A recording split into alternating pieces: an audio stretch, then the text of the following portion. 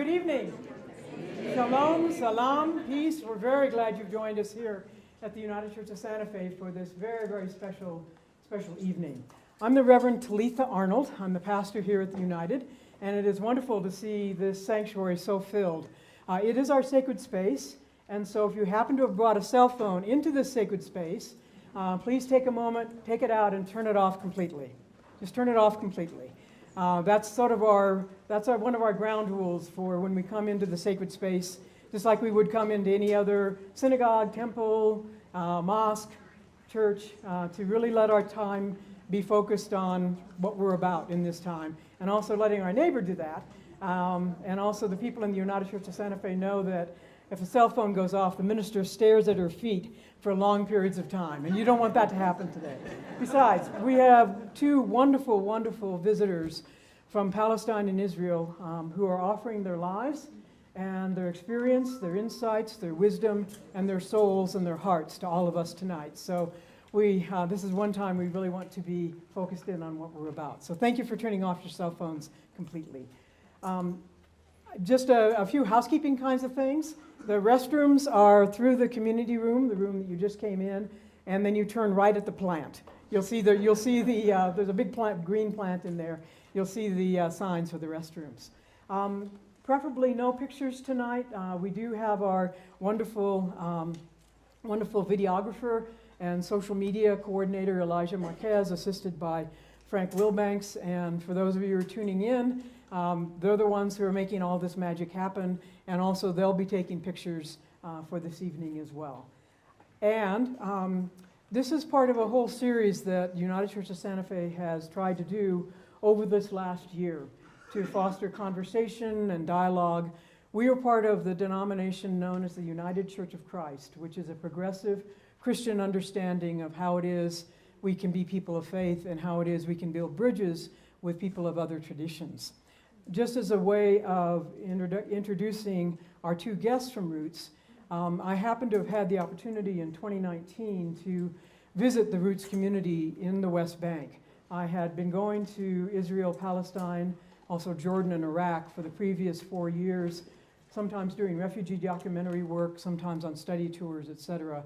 And in the fall of 2019, had the opportunity to go to to visit with Roots.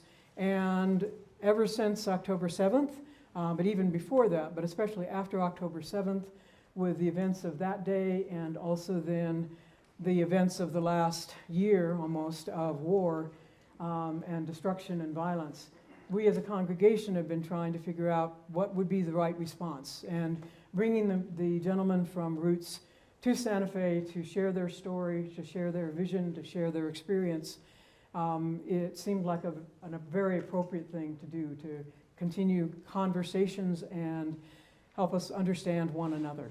So I'd like to take a moment and just to, one other logistic thing is that you may have picked up a blank note card. We will have a question and answer period after the end of their presentation. We're not going to be calling on people. We'll pass the basket around, and if you have a question, please write it out on the note card. With 300 people, all from Santa Fe, we know that if we open it up to a free-for-all, we might not get home. They have a 6 o'clock flight from the Albuquerque airport in the morning, so we do have to call a halt to some of it. But without further ado, I'd like to introduce our two guests, the Rabbi Hanan Schlesinger and also Mr. Noor Awad from Roots. And I'm going to turn it over to you all, and thank you all very much for being here tonight.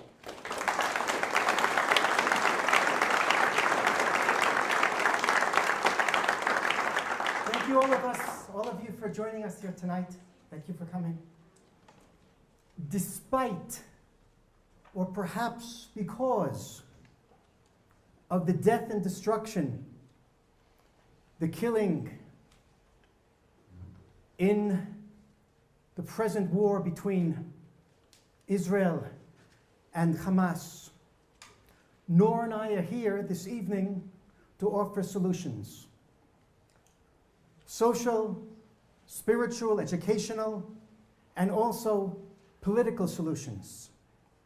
We're here to light a candle in the darkness, the deep, gloomy darkness.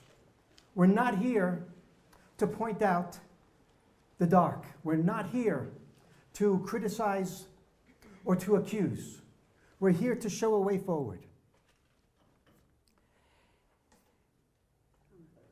Many things have changed since October 7th. But one thing has not changed, and that is the fact that Israeli Jews and Palestinian Arabs are not going anywhere. Neither side is leaving the land. Neither side can force the other side to leave the land. Israelis and Palestinians are destined or doomed to live in that land together, the land from the river to the sea. We in Roots believe that there is a way forward. We are not doomed to kill each other. We can have in front of us a very, very positive future, learning to live together. Thank you for being here again. So you see there in the map the West Bank, in the blue or the gray. The dotted line separating it from the orange is called the green line. The orange is Israel proper. The blue-gray is the West Bank. Noor and I live, both of us, in the West Bank. I'm an Israeli, he's a Palestinian. Many, many Israelis and many, many Palestinians live in the West Bank, very, very close together, and at the same time, very, very far apart. Close together geographically, but far apart in every possible sense. We have different religions, different cultures, different languages. We have different transportation systems, different health systems, different educational systems. We live under different legal systems. I am a citizen of Israel, enjoying full human and civil rights, and in that same landmass, Noor and all the Palestinians live as citizens of no country with no human and civil rights. There's no contact between the two sides. What happens when you live so close to the other, to the enemy, but so separated, so segregated? You know the answer. Ignorance of the other side, and bigotry, stereotypes, misunderstandings, racism, and a lot of resentment, fear, and hate. And the truth is, it gets even worse. There's no common ground, but I do not mean that as a metaphor. I mean the ground that we are sitting on, this. Because Israeli military law that governs the life of both sides there in the West Bank says that Palestinians are forbidden from entering Israeli areas, and Israelis are forbidden from entering Palestinian areas. There's no common ground, literally. Was there to be a crazy Israeli and crazy Palestinian who wanted to have a cup of coffee together, there's no place to do it. There is almost literally no place to do it. Until 10.5 years ago, by we I mean Roots, Shorashim Judor, the Israeli-Palestinian Grassroots Initiative for Understanding, Nonviolence and Transformation, we created the only joint Israeli-Palestinian community center in the whole West Bank. Really, the only joint space. It is a community center like you would find any place else in the world. It's called the Dignity Center, Merkaz Karama. And in this Dignity Center, the two sides have the opportunity to meet. We're talking about people who've never met the other side. There are activities there like any other community center. There are photography workshops, there is music, there's a little bit of sports, there's programs for elementary school kids, photography for middle school kids, there's a high school youth movement, there's the alumni, there's a lot of interfaith dialogue, learning the other's religion and culture and language. You come, you're hesitant, you may walk in and nudge your friend abroad and you say, why did you bring me? Look at them, they're going to kill me. The two sides at first sit on opposite sides of the room, eyeing each other warily. We break the ice, begin an activity. It doesn't take that long, 2 hours, perhaps a second session. It doesn't take that long to discover that the other side are not the demons I thought. They're actually human beings. I can talk to them, pretty much like me. But that humanization, which is really, really important, is not the most important thing that we do. What's most important is the second level, which is more difficult, and that is beginning to learn that the human being you met on the other side is actually the bearer of a national, political, religious identity that contradicts yours. That woman that I just met on the other side of the room, let's say, that Palestinian woman, what she thinks about herself is nothing like what I think about her. And furthermore, what she thinks about me is nothing like what I think about myself. To come to terms with the fact that there's another identity here, there's another understanding of reality. That's very, very difficult. And then to come to terms with the fact that there may be some truth in what she thinks about herself, and there may even be some truth in what she thinks about me. That's extremely challenging, extremely difficult. That's the important work of identity reconciliation that we are involved in Roots. I said difficult, yes, it's very difficult. It's actually a matter of overcoming heart disease. Israelis and Palestinians both, I claim, are sick in the heart. And this disease, I have a name for it, I call it the hubris of exclusivity. The hubris of exclusivity courses through our veins and convinces us that my people are real and yours are fake. My people belong in this land and yours does not.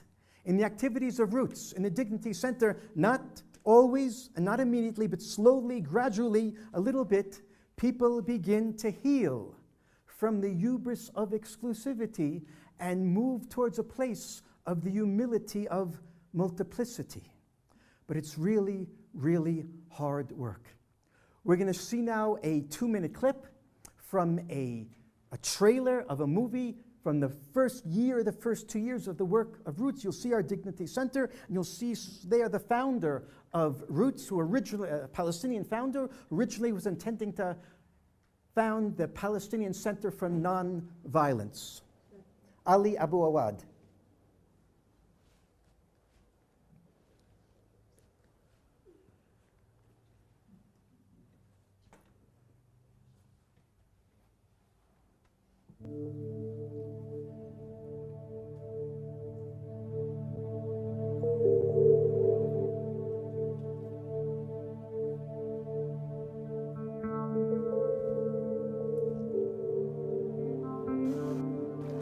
אנחנו נמצאים כאן באדמה של המשפחה שלי. כשבאתי לכאן והחלטתי להקים מרכז פלסטיני שלי אלימות. אני מצפה שיתקפו אותי גם בחברה שלי וגם באוכלוסייה של המתנחלים. אבל אני יודע, כל עוד שאנחנו לא מדברים עם הימין, השמאל לא יעשה שלום. The first time I had heard someone talk about being in Israeli jail, someone talking about suffering under occupation. וזה שאני מכבד אותך, זה הכבוד שאני מכבד את עצמי כשאני מסתכל על עצמי בראי. We believe that religion has to be part of the solution. אללהו אכבר. אדוני הוא האלוהים. יהודים ניצודים בארץ ישראל כמו חיות, ממש. פשוט צדים אותם. צדים אותם. רואים רכב, איפה הם? איפה השותף? איפה האח? אתה יושב על הכלכלה שלי, אתה יושב על הבית שלי, אתה יושב על הלב שלי, אבל לא כשותף. האם אתה מוכן להודות שהישיבה שלך פה היא ישיבה של פשע? וממילא תגיד לי מבחינה פוליטית. The Jewish people, that we own this land? We don't own this land. We belong to this land. And the Palestinian people also belong to this land. אנחנו האחרונים בעולם שצריך לשבת אחד עם השני. באתי לבקש לדרוש איתה מחבר. מפני שאת ואני סבלנו שלא חיפשנו את זה לפני.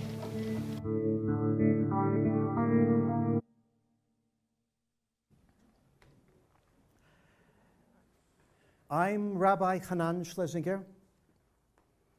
I've said about myself many times that I'm a Jew, and I am a Zionist, and I am a settler. When I say I'm a Jew, I am not talking about religion.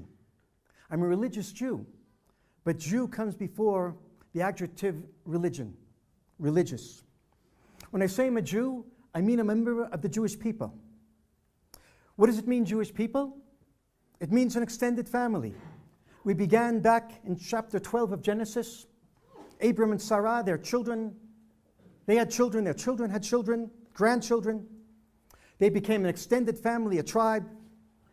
Then the 12 tribes of Israel, and Jews today are descendants of those original patriarchs and matriarchs. We Jews have a sense of common destiny throughout history and in the present era. And every Jew knows, we can argue over the meaning of it, but every Jew knows that there's a deep connection between the people of Israel, the Jewish people, and the land of Israel. Because of the connection between the people and the land, I can, from my perspective, move seamlessly from talking about myself as a Jew to talking about myself as a Zionist. For me, Zionism is nothing more than the next level, the second story of my Jewish identity. Zionism is the national liberation movement of the Jewish people, created about 120, 130 years ago to return the Jewish people from exile to our homeland, to bring them home. In the year 70 of the Common Era, only a few decades after Jesus walked the earth, the Romans destroyed the Second Jewish Commonwealth. Our temple was destroyed. The people were decimated, killed, murdered. We were sent into exile. We found ourselves scattered in the Middle East, in Northern Africa, in Europe, later Australia and America. And throughout these 2,000 years, we have had a sense we're in limbo. We're not where we're supposed to be. We're treading water and waiting to come home. We've been praying and hoping and yearning for 2 millennia, L'Shana Abba Yerushalayim, next year in Jerusalem, to reconnect to our ancient homeland. The Zionist movement brought home over 3 million Jews, and one of them is standing here today. I was born in Brooklyn, raised on Long Island. When I was 18, I made Aliyah. I made the ascension to the land. I came home and I closed the circle. I fulfilled the dreams of my great-great-great-great-grandmother, my great-great-great-great-grandfather. I did what they could not do, and it was a deep sense of closing the circle, continuing the chain of tradition. It was very, very powerful. After I said I'm a Jew, after I said I'm a Zionist, I said I'm a settler, which means I lived there in the West Bank, again, the blue-gray area. I moved from Israel proper in the orange over the dotted line, the green line, to the West Bank. The West Bank in 1948 was conquered by Jordan, occupied by Jordan until 1967. 1967, Israel in the Six-Day War conquered it and began to allow its Jewish citizens to settle there in the West Bank. I know that for me to say that I live there, that I'm a settler, has deep political implications, difficult, problematic implications. But I want to make it clear that I want to make it clear that I live there, not for politics, but rather for history. I live there because that's where the Jewish people were born. The cradle of Jewish civilization is in the West Bank. During the 1,000 years when the Jewish people lived in the land, we almost never made it to the coast. We lived in the West Bank.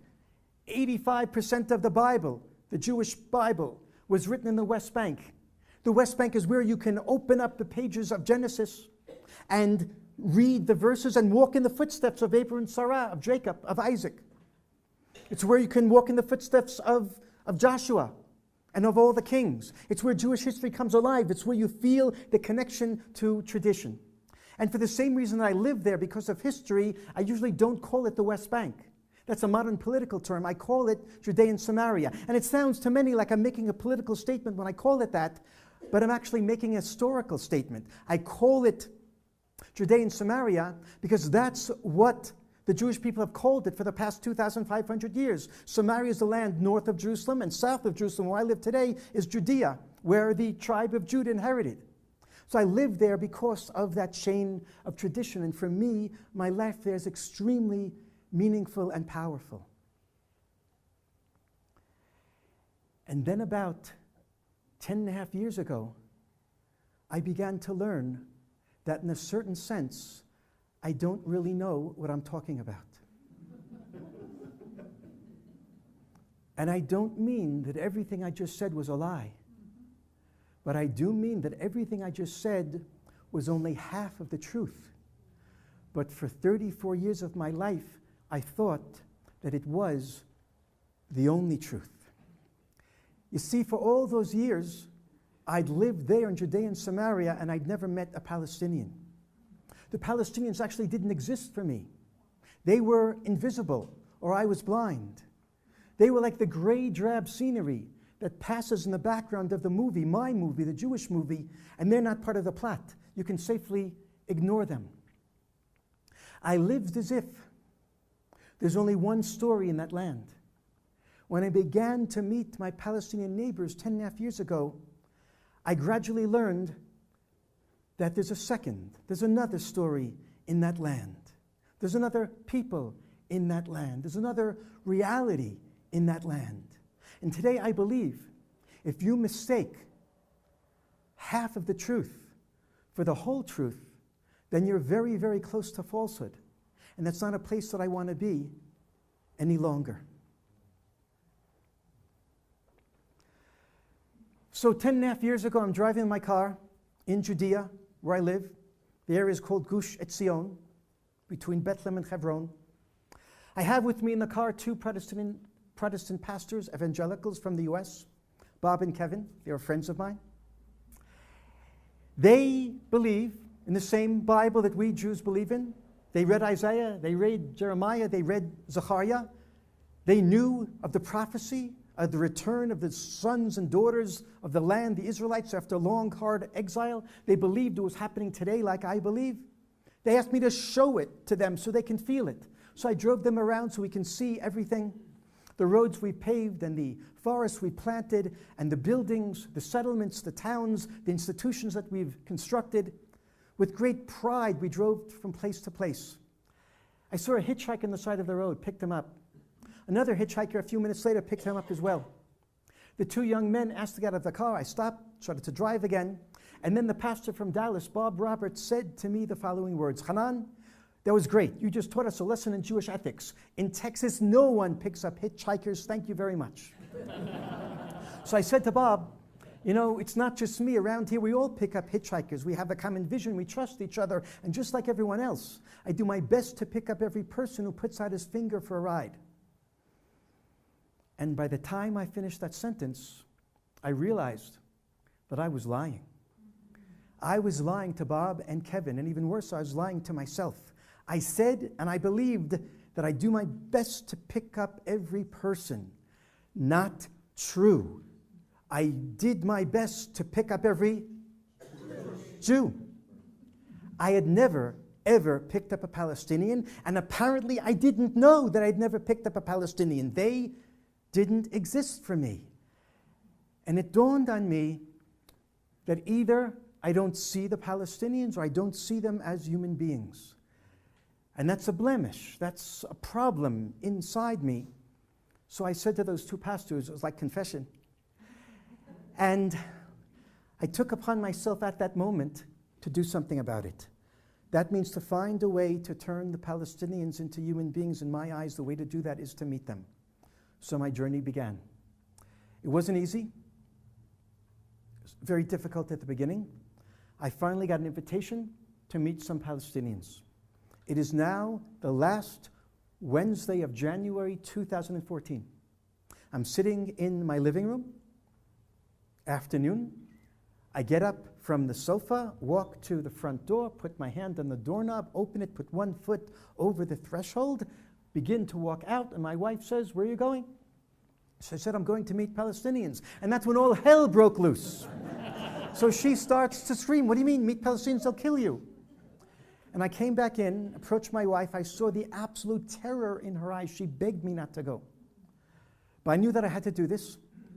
I went back to the door, put both feet over the threshold, closed the door behind me, and I remember saying to myself, perhaps she's right, perhaps they will kill me. I was really afraid. My heart was pounding. I walked, I didn't take the car. The map I had said it'll take 25 minutes. And then I walked in to that field that you saw in the movie. There was just about nothing there then, no buildings, almost no trees. But then I saw something that I'd never seen in my life. You might say it's a miracle. I saw 15 Israelis and 15 Palestinians doing the strangest thing. They were talking to each other. They're in little groups.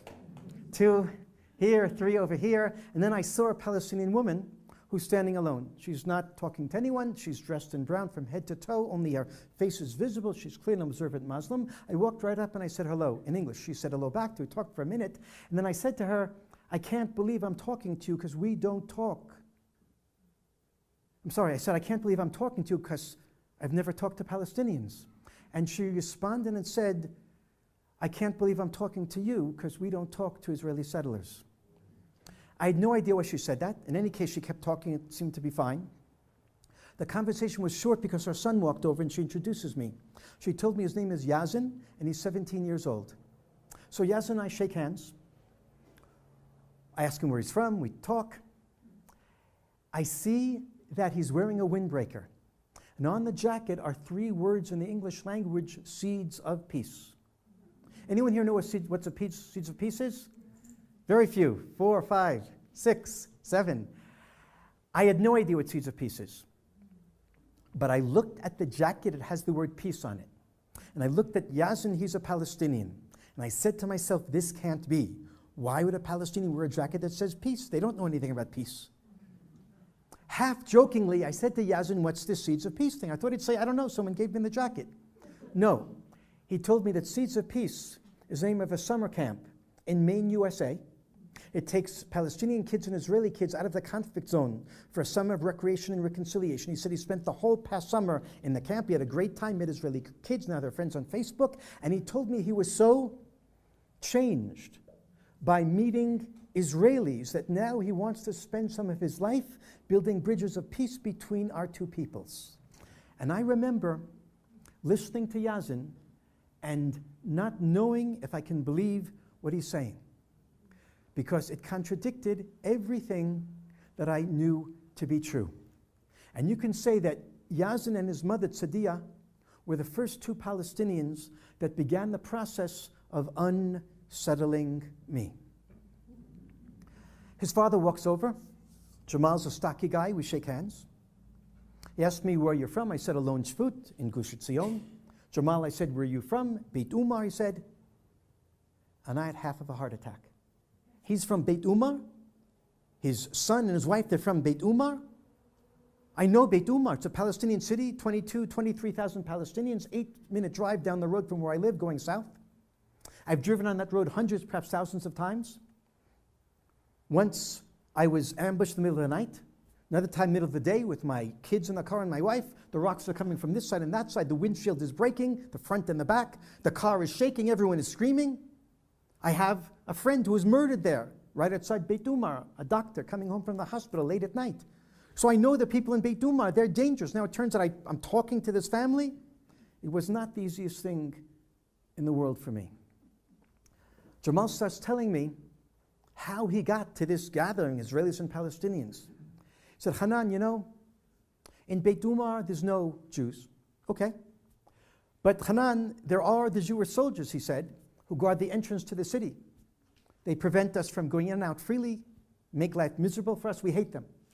And since they're the only Jews we know, and we hate them, by extension we hate all Jews, he said, no one in Beit Umar would want to have a social relationship with a Jew. But a long time ago, Jamal said he had a friend from the city of Jericho. And the friend said, Jamal, I go occasionally to dialogue sessions between Israelis and Palestinians in Jericho. Why don't you come with me? And Jamal told me, I told my friend, I'll never, ever come with you. That's only for the weak people and traitors. A proud Palestinian does not go to meet the enemy. But Jamal's friend wouldn't take no for an answer, and he keeps trying to convince him month after month. So eventually Jamal said, okay, I'll come with you. They sat in a circle, Israelis and Palestinians there in Jericho. Jamal said he didn't participate. He sat in the corner, but he listened. At one point, Jamal said one of the Israeli men, Jewish Israeli men, got up and looked at me. I was really afraid what he's going to do to me. Why is he looking at me? Started to walk towards me. I was very apprehensive, came right up to me, and he forced me to shake his hand. Then he asked me questions. I had no choice but to talk to him, answer his questions. When he finally walked away, Jamal said, I wiped the sweat off my brow and ran to the bathroom to wash the filth off my hand from touching a Jew, and I vowed never to come back to this cursed place. Jamal went home and told his wife. She agreed it was a terrible mistake going there. What has to happen now, she said, is never go back and never tell anyone in Beit Umar that he was there. Jamal's friend had other plans, and somehow, I don't know how, the next month, Jamal and his wife found themselves back in that room in Jericho. And then the month after and the month after, they became part of that group. And Jamal looks at me and says, Hanan, where I thought there was only an enemy, I discovered a human being who turned out to be a partner, and that changed me. And I'm listening to Jamal, and just like I was saying to myself when I was talking to his son, can I believe this? Is it possible? This Jamal and his friend from Beit Umar, they've become peace activists? And I'm getting more and more challenged and confused, actually undone. He tells me another story. Hanan, there's lots of little kids in Beit Umar, okay? 5 years old, 7 years old. Hanan, he said, when they see someone who looks like you, they start to cry. He said, why do they start to cry? And he didn't understand why I don't understand. He got flustered. He said, Hanan, you don't get it? No, I said, I don't get it. He said, it's the kippah you have on your head. And the beard and those things hang from your pants because so many people are dressed like you. They walk into Beit Umar with the submachine guns and he does like this and I kill the kids. Unfortunately, today, that's actually true. But back then, I said to myself, that's a blood libel. We don't do things like that. I have to tell him off, and the rage is developing inside my stomach. But before I said a word, I realized that this is a moment of blessing. For the first time in my life, I'm experiencing how the other experiences me. And that can be a blessing if I'm able to hold the experience and process it and not lash out at him in rage. So I hold myself back, I don't say anything, but what am I going to say? And then a light bulb goes off in my mind, and I have a vision of my grown sons and my son-in-law walking with their wives and with their children, my grandchildren, in the fields around our settlement, Alon Shvut. And I see in my vision that the three young fathers are carrying pistols like all the other Jewish men of that age. And I said to Jamal, I'm sorry, then I realized that those guns must be frightening to little Palestinian kids. And I said, Jamal, what do you want? We carry guns because we're afraid of you. And he said, no, it can't be. You're not afraid of us because we're afraid of you. And that was so disconcerting. What are they afraid of? We don't use those guns only for self-defense. I'm getting more and more confused. I met many people that afternoon as the sun went down. We sat in a circle. The 15 Israelis, 15 Palestinians, and Ali Abu Awad, who you saw in the film, got up to speak. He's the owner of the land and the convener from the Palestinian side of that get-together. He spoke to the whole group in Hebrew, perfect Hebrew that he learned for many years in Israeli jail. He said, my name is Ali Abu Awad, from a proud Palestinian family. For generations we lived in Kubeba. And I said to myself, what's Kubeba? Never heard of it.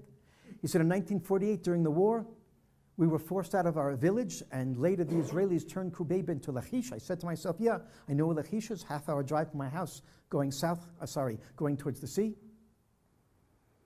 He said the whole clan scattered, some to Jordan, some to Europe, many, many to Beit Umar, lived there under Jordanian occupation, 1948 to 1967. 1967, he said, in the war, the Jews, the Israelis came again, and since then we're living under the rigors, he said, and the suffering, the injustice of the Israeli occupation. Ali said those two words, Israeli occupation, and I had no idea what he was talking about. Never in my life had I heard a human being face to face in my presence use those two words. Of course, I'd heard on the radio, read in the newspaper and in books about the Israeli occupation. The United Nations and the European Union always condemning the Israeli occupation.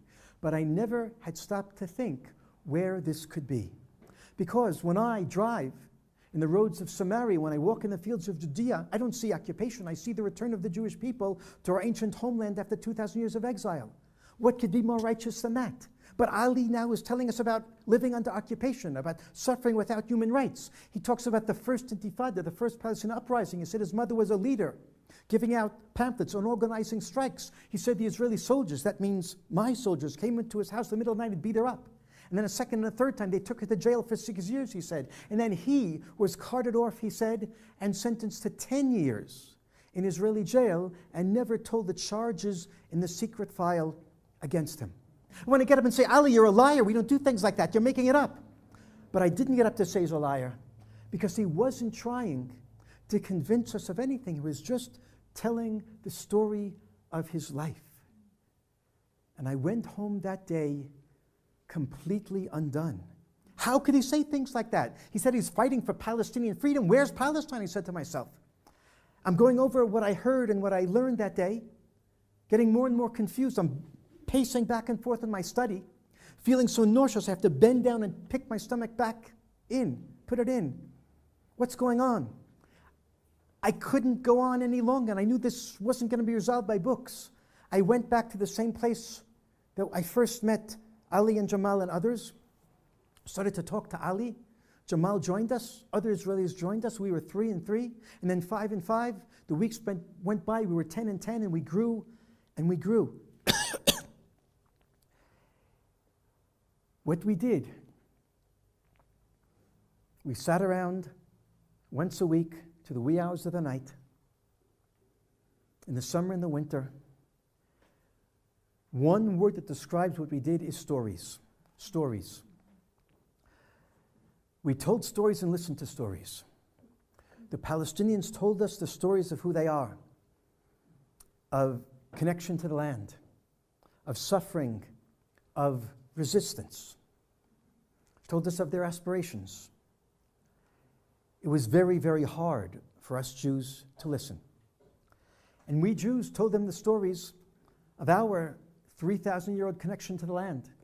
1,000 years living there, 2,000 years in exile, now coming home to the land of Israel through the Zionist movement. It was very, very hard for the Palestinians to listen because the two side stories contradict each other. We listened until it hurt, and we listened some more. So many times we felt on both sides that we're traitors for listening.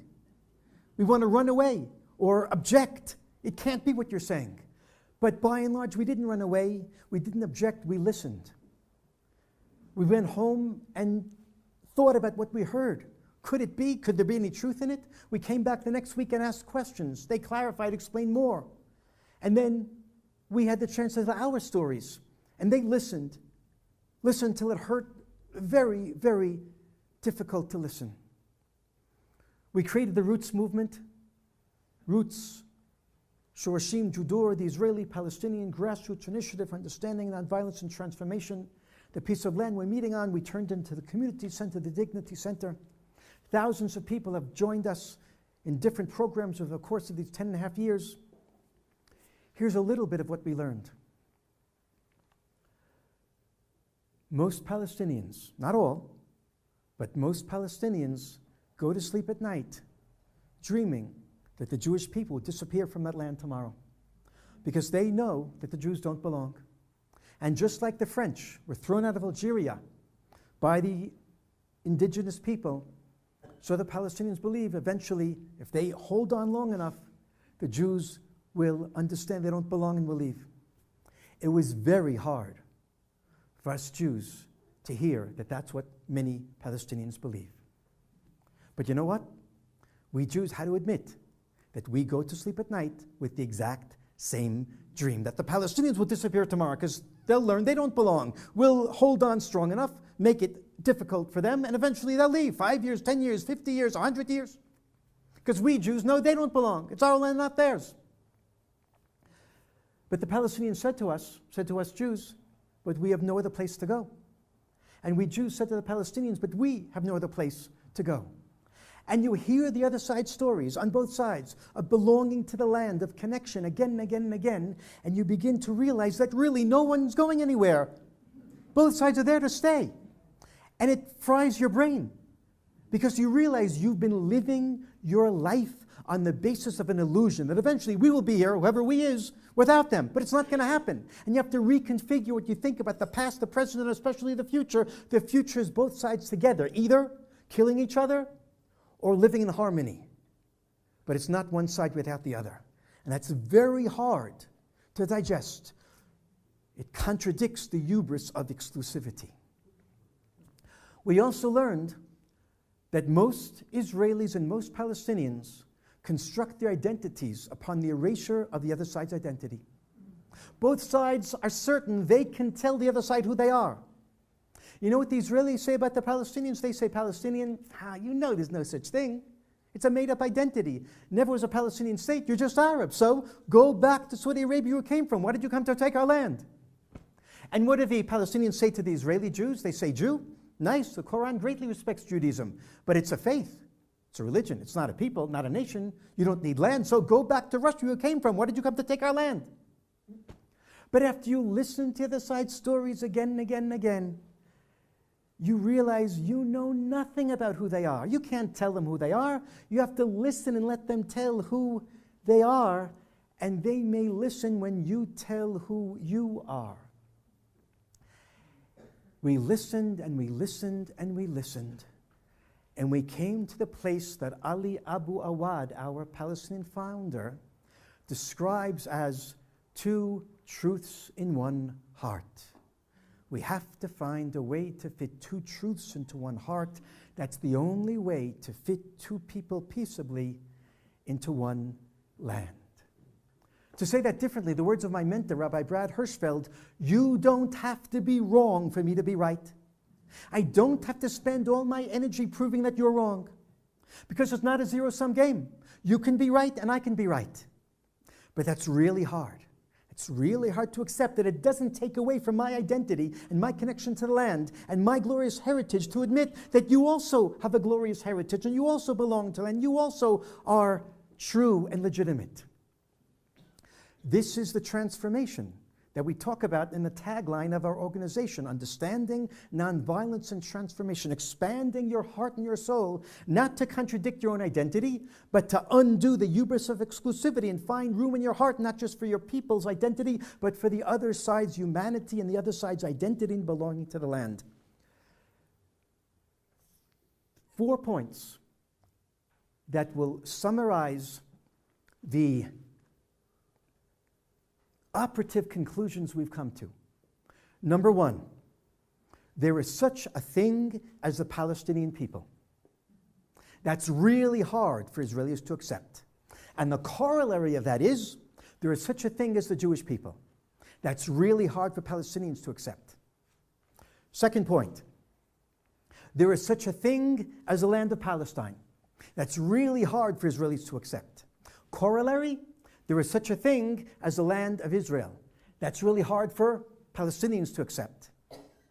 Third point, the Palestinians are deeply connected to the land of Palestine, and the corollary, you guessed it, the Israeli Jews are deeply connected. Actually, all Jews are deeply connected to the land of Israel. And if we have those 3 points that are very difficult, then we get to the fourth, most excruciatingly difficult point of all. And that is, you could look at the map now, that the historical boundaries of Palestine and the historical boundaries of Israel are more or less the same boundaries. From the Mediterranean Sea to the Jordan River is all Palestine. And from that same Jordan River to the same Mediterranean Sea is all historically the land of Israel. What that means is the land has two identities. The land is Israel and the land is Palestine at the same time. That means that the Holy Land, Mother Earth, has given birth to two children, the Jewish people and the Palestinian people. And they are siblings. And they're fighting over who is the real child. And we have come here tonight to tell you that both of those children are legitimate. They both belong to the land of Israel, Palestine. I'm going to conclude with 3 separate points. Here we go. Number 1, the work of Roots is exclusively in the West Bank, Judea, and Samaria. Other peace organizations work with Israelis from within Israel, with Palestinians living in Israel and living in the West Bank. Roots exclusively focuses on the Jews living in the West Bank, on the settlers. Most peace organizations say, and I understand it, that the settlers are the problem, we can't talk to them. Roots says the settlers are the problem, so you better talk to them. We are bringing into the conversation what you might call the bad actors. They're often not listening, but sometimes they are. There's no other way than to get to the people who you consider to be the heart of the problem, to get them into the heart of the solution. Point number 2, religion. Religion is a major part of the problem. That means Judaism is a major part of the problem, and Islam is a major part of the problem. Christianity is out of it for this one. And most peace organizations say that if religion is part of the problem, then we can't talk to the religious people. We'll hope they'll go away. They're not going away. Roots is one of the few peace organizations that focuses on the religious actors, on the religious people. A major part of our work is interfaith dialogue between Muslims and between Jews. And interfaith dialogue does not mean love your neighbor as yourself. It doesn't work. It's not only about the texts we have in common, the nice things. It's about putting on the table the difficult texts, the evil texts, owning them, taking responsibility for them, and repenting for them. And finding a way to de-emphasize them and emphasize other texts, to reinterpret them, to find a way that religion, Judaism, Islam will no longer be the reason why we're killing each other, but will be the reason why we can and will reconcile with each other. Point number 3, settlements.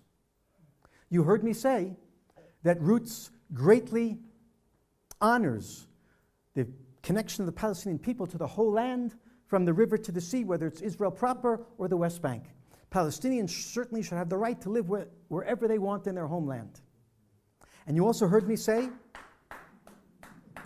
that Roots greatly honors the connection of the Jewish people to the whole land, from the river to the sea, whether Israel proper in the West Bank, and that means Jews should have the right to live anywhere, including in the West Bank, Judea and Samaria, but not at the expense of the Palestinian people. And the present political configuration is that my people, my neighbors, and myself are living in Judea and Samaria at the expense of the Palestinian people. We are, by our presence there, supporting the occupation that is taking the humanity and the rights from the Palestinian people. And that's wrong. And it has to change.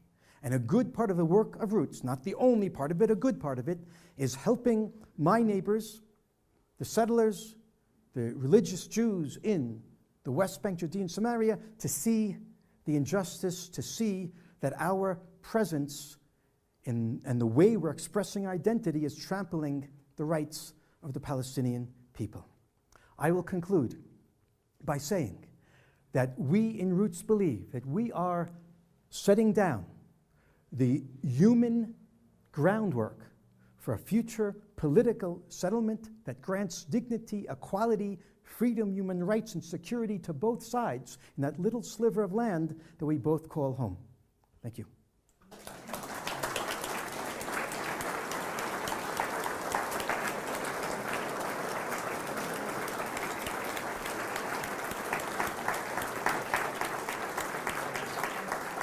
My partner, Noor, will speak after our video.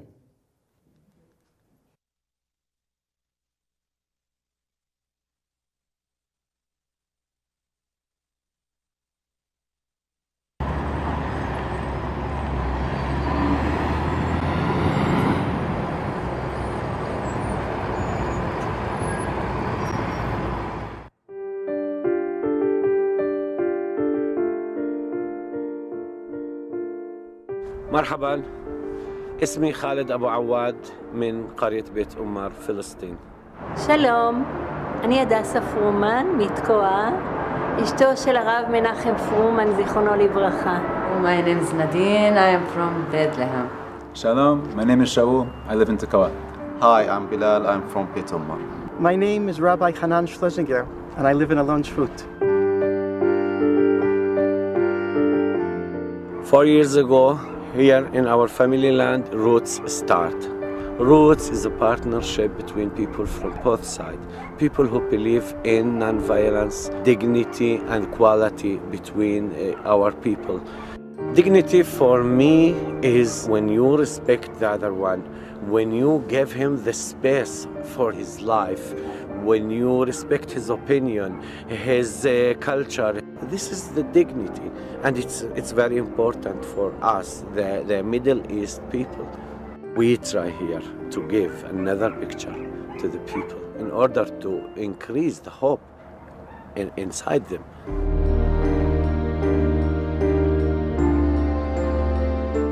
We work in many different directions, but one of the core things that happens here is the people-to-people work.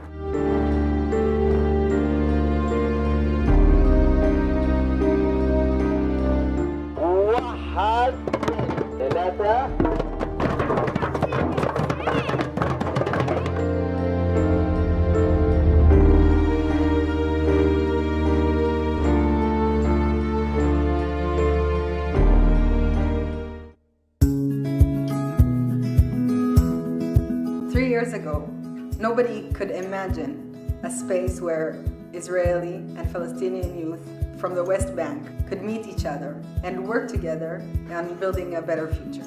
This cannot happen without friendship, without love for each other, and to have fun together. In all my life, before I come to youth group, I only went once to Israel or to beach.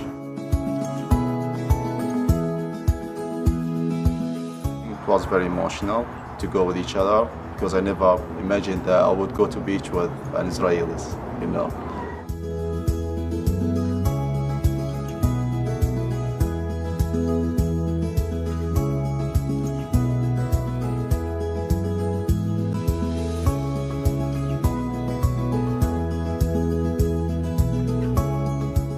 All of these programs engage with our local communities, bringing people who are a little bit afraid to come and came for the first time and then saw something that surprised them and became involved.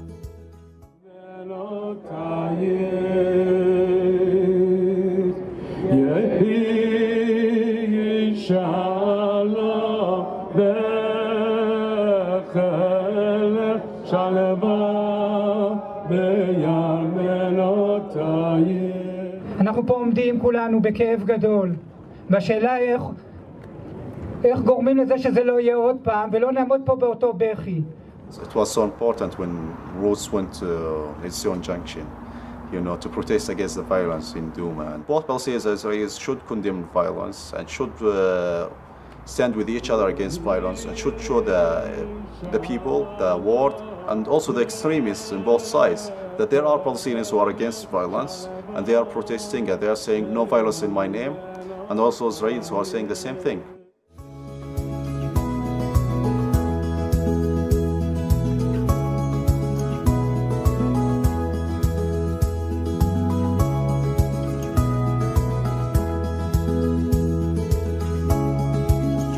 We expand our circles in many ways.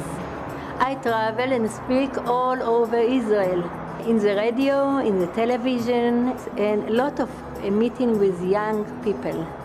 People are thirsty to hear what we are doing. They don't believe the dream of peace can become real. Roots Network today includes representatives from 28 different Israeli and Palestinian towns in this area, this local area.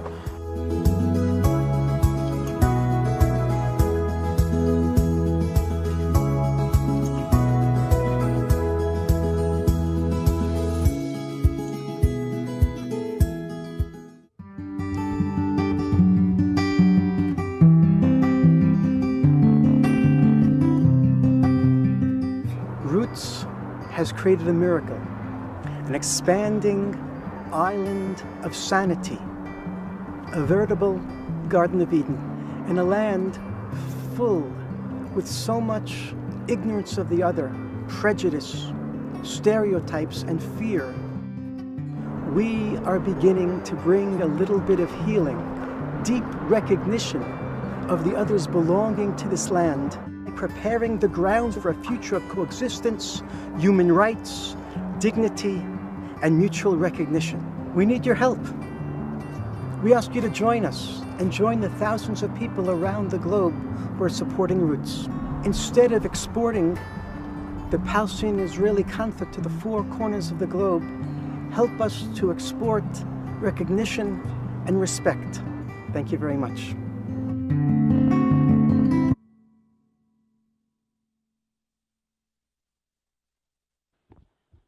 Good evening, everyone. Thank you for coming here tonight to listen to us. Yes, I think this is better. Can you hear me now? Is it? Yeah? Okay. So I'm saying thank you for coming here tonight to listen to us. I will share with you my story and how I came to do this work at Roots, but don't worry, it will be a shorter one. I cannot compete with the rabbi. I cannot talk as long as him. Okay, so my name is Noor Awad. I live in Bethlehem, which is south of Jerusalem. I grew up, lived all of my life there, but I wasn't born there. I was actually born in Amman, Jordan. And the reason for why I was born in Amman, Jordan, not in Bethlehem, we have to go back to 1948. So in 1948, my grandparents and my entire family, my extended family, you can say the clan, was living in a village south of Jerusalem. Southwest of Jerusalem, a small, nice village called Malha. And in Malha, where my grandparents were born and where they lived, they grew up, they got married, that's where they live. Or that's where they used to live. My family, their history, their connection for many generations, for hundreds of years in Malha. Just a little bit, our village actually became in the 20th century, in the beginning of the 20th century, one of the important villages in that area of Jerusalem, because a few decades before that, during the Ottoman Empire, we just had a railway project that connects Jerusalem, the holy city, to Jaffa. And Jaffa was the port, ancient port of Palestine. So the pilgrimage, when they come to visit Jerusalem, they will use the train, and that will be easier for them to travel to Jerusalem. And that train passed through our village. We were the first station going out from Jerusalem to Jaffa. So that, of course, gave the village much more ability for the people to travel. That means that people could go actually and study somewhere abroad. That means that the village could actually export its produce and its vegetables, fruits, stuff like that. In our village, we had like the first, we had the first high school in our region, a theater. That's how was the life in this village. Now, by May 1948, the situation was getting much more difficult in Palestine, and violence is raging, and Jerusalem is under the siege, and the people are afraid about what's going to happen next. One of our neighboring villages is called Deir Yassin. Probably you heard about that. And Deir Yassin was attacked, and a massacre took place there when 2 Jewish militias attacked the village. Now, because of that massacre, the people of my village felt they are unsafe and they are unprotected and they will be attacked after. So that's why they felt they had to leave and go toward a refugee camp that was set up 3 miles away in the area of Bethlehem to stay there as a human safe area, humanitarian area. So my grandparents left their home, left their village toward the refugee camp. They hope that this will be for a short time. It will be for a few days, maybe a few weeks, and they will go back. It turned out it was much longer than that. The war ended after a year and a half. By the end of 1949, yeah, this is a better one. So should I do something with this one? Or? Okay. Thank you. So my grandparents ended up staying for a year and a half in the refugee camp, and then by the end of this 1949, and the end of the war, they realized that they can't go back. The ceasefire agreement that was signed between the state of Jordan back then and the new established state of Israel that created the Green Line will not allow any Palestinian refugee to go back home. So my grandfather didn't want to stay in the refugee camp, so that's why he moved with his family to the little town of Bethlehem. He found a house there, he was a stonemason, he did his work, and we lived in Bethlehem.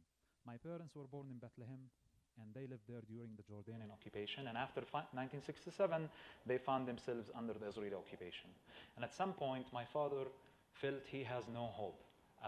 There is no hope. It's so frustrating. And if he ever wants to have a normal life, he should leave. My father's plan was to go to Germany, West Germany in Europe. But he never actually did that. He just moved to Jordan, and my mother also moved to Amman at the same time. They got married, so that's how I was born there. In 1995, something different happened in this story. In 1995, the Israeli leadership and the Palestinian leadership are engaged in negotiations, in the Oslo Peace Agreement. And for the first time in the history of this conflict, after several decades of wars and fights and occupation, now We are talking about putting an end to this occupation. Soon there will be a Palestinian state in the West Bank and Gaza. That gave a lot of hope to my parents, and because of that hope, they saw it as the sign to go back, to move back. And now we can go back and live in Bethlehem and have a normal life and not live under the occupation. It didn't say anything about Jerusalem, about the family house in West Jerusalem to Malha, but at least to talk about the end of occupation, that was a big sign of hope. So this is when my parents moved back, and this is when I came to, or moved to live in Palestine. I was very young, 4 years old. I would barely remember anything about that time, but I want to share with you some of the memories that I have from before the year 2000. So that was the time when my father used to work in Jerusalem, and he used to drive from Bethlehem to Jerusalem. He used to go to his work by driving. This is illegal now. You can't drive from the West Bank to Jerusalem or to Israel proper. But that was the reality back then. When we used to, as a family, the weekends, if we want to go to the sea, to the Mediterranean, we would go and drive together to go to Jaffa, Tel Aviv, we'd go to Akka or Haifa. That was the reality. Now, I'm not saying that in those 5 years, between 1995 and the year 2000, peace prevailed, the occupation ended, and now we both people live in peace on that land. No, I'm not saying that, but it was a different reality. Of course, I was too young to understand also the complexity of the situation that I'm living, because at the same time, there was still, of course, the violence, the occupation, all of these things were happening. And by the year 2000, the peace promised us end of occupation and statehood. It failed. And it failed miserably, and it left us with more even complicated situation on the ground, you can say. That failure of the peace process left so many people with disappointment. And that disappointment later turned into the second intifada, the second Palestinian uprising. It fueled the intifada. So I grew up during the years of the intifada in the West Bank. And just to describe how that changed my reality, so I'm talking about the year 2002 when Bethlehem was under a heavy military siege. The Israeli army decided to crack down on Palestinian Authority and Palestinian security forces and militant groups, and fights will start in the street, and it's a full-scale war. I'm talking about the time when Bethlehem was being bombed by F-15 and F-16 and tanks moving in, and the fights happening in the streets of Bethlehem. So at that time, I realized that this is not a normal situation. I was old enough to understand that this is not a normal situation. And no matter you want to be far away from it, you can't. It comes to you. Where we lived in Bethlehem, in our house, just like over the valley, like next to the other side, there was an Israeli settlement and a military camp. And so every night we have also a Palestinian military camp or security forces, and every night they will exchange fire. And people who live in that neighborhood, like they would receive bullets in their houses, their windows. So I would sleep. My room was exposed to the other side, so there were bullets coming every night. So we would sleep in the room, in the house, that's not exposed to the others and to the bullets. So I opened my eyes to this new reality, you can say, with people being killed, people being jailed, the experience of living under the occupation. And at some point, I was thinking about this, and I felt very, very unlucky. And I felt very upset. And I felt that this situation was enforced on me. I didn't really choose it. It's not a normal situation. And I felt unlucky that I have to go through these conditions, that I have to deal with them. And I said to myself, I live in this situation because of who I am and where I live. Because the fact that I was born with this identity as a Palestinian, and the fact that my parents brought me back to live there, I have to go through this situation. So at some point, I think, there is nothing I can do about it. And maybe the best decision for me would be to just get out of there, to run away. Leave it behind, go somewhere else, maybe move to another country, and just live a normal life away from the conflict and what's happening in my homeland. That's how I was thinking about it as a teenager. That's how I dealt with the situation. On the other hand, I also thought that, yes, the situation is frustrating. It seems like there is nothing I can do, but I don't like the idea that I can do anything about it. And I didn't feel really satisfied with this conclusion. And just to explain to you more, it was easy for me to sit at 15 years old, looking at the situation that I'm living under and blaming the ones who created it, blaming the others for it. And I would spread the blame around. I would blame the other side, the enemy, for what they did to us and what they continue to do to us. I might blame my own side as well. I blame the older generations. I will say it's their fault.